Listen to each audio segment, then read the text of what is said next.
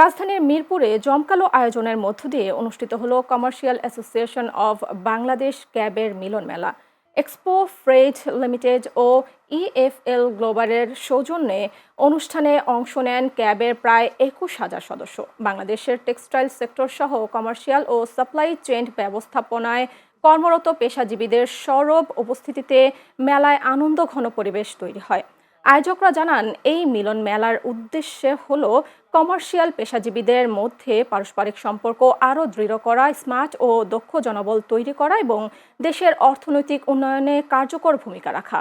অনুষ্ঠানটির সার্বিক তত্ত্বাবধান ও পরিকল্পনায় ছিলেন ক্যাবের অ্যাডভাইজার ও প্ল্যানিং কমিটির প্রধান সাইদুর রহমান রকি, মনিরুজ্জামান মনির, রকিবুল ইসলাম, উৎপল দাস সহ ক্যাবের অ্যাডমিন প্যানেল।